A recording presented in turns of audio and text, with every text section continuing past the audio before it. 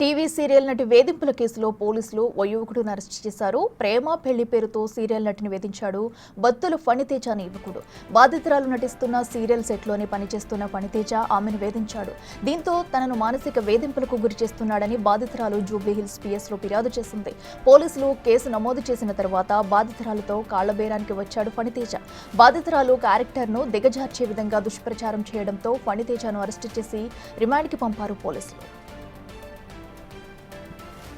ఆడలు మా అమ్మకి చెప్పా, ఇలా ఫ్రెండ్ని ఇలా అన్నాను, అది అన్నాను, ఇది అన్నాను అని చెప్తే మా అమ్మ నన్ను బండబూతులు తిట్టింది.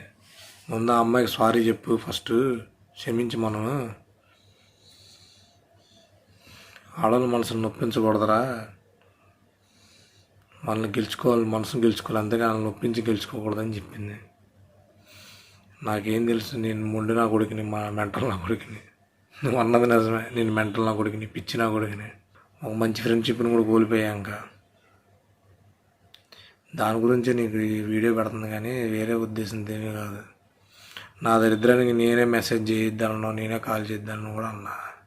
ఎన్నెన్నో మాట్లాడినా. ఇంకా నేను చేసిన తప్పే, నాకు కావాల్సిందే, ఎందుకంటే నాకు జరగాల్సిందే జరిగింది. మంచి ఫ్రెండ్స్, జనాలు అందరూ ఫ్రెండ్స్, ఇలాంటి ఫ్రెండ్ ఉన్నందరూ కుళ్ళు దెబ్బారు. అయిపోయింది, అంతా చెడిపోయింది, మొత్తం చెడిపోయింది. నా కోపం, నా ఆవేశాలన్నీ కింద పడేసింది.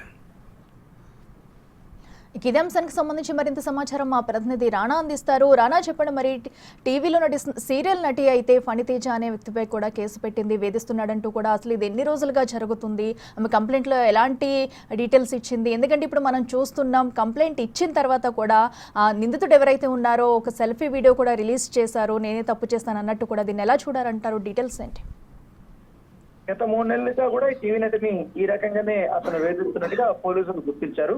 దాని తగ్గట్టుగా ఆ వేధింపులు తట్టుకోలేక ఆమె పోలీసులు ఆశ్రయించిన తర్వాత, ఆ పోలీసులు ఆశ్రయించారనే విషయం తెలుసుకున్న తర్వాత పని ఒక సెల్ఫీ వీడియోని రిలీజ్ చేస్తారు. దాంట్లో మాత్రం తనే ఆ అమ్మాయిని తిట్టినట్టు, ఆ అమ్మాయి అని మెసేజ్లు చేయొద్దని చెప్పినట్టు, అలాగే కాల్స్ చేయవద్దని చెప్పినట్టుగా కూడా అతను చెప్పాడు. దాంతోపాటు నేను చేసిన తప్పే, నేను మీ గురించి బయట ఎక్కువలాగా ప్రొట్రాక్ట్ చేశాను, దాంతోపాటు చాలా వరకు కూడా తిట్టాను, మానసికంగా వేధించారని కూడా అతను ఒప్పుకున్నాడు.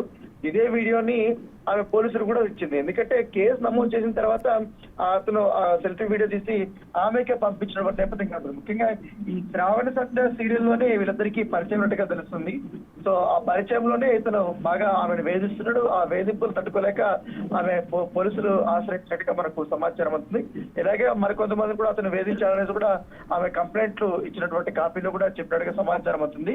అయితే పోలీసులు చెప్పినా కూడా నా పైన ఇంకా వేధింపులు జరుగుతూనే ఉన్నాయి, అతను కాళ్ళ వేళ పడుతున్నాడు, ఇంకోలాగా నా పైన ఆల్రెడీ చేసిన తర్వాత ఇప్పుడు అంతా అయిపోయిందనే ఉద్దేశంతో ఇప్పుడు కాళ్ళ బేరానికి వస్తున్నాడంటే కూడా ఆమె పోలీసులని ఆశ్రయించడం నేపథ్యం కాబట్టి, దాంతో పాటు ఈ బాధితుల క్యారెక్టర్ దిగజార్చే విధంగా కూడా చాలా వరకు కూడా సోషల్ మీడియాలో, ముఖ్యంగా ఫేస్బుక్ లో కానీ ఇన్స్టాగ్రామ్ లో కానీ అతను దుష్ప్రచారం చేశారని కూడా ఆమె ఇతని పైన కేసు పెట్టింది.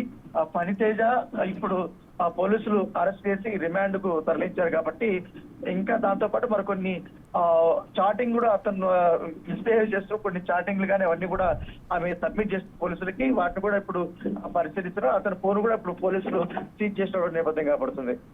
Right Rana, thank you.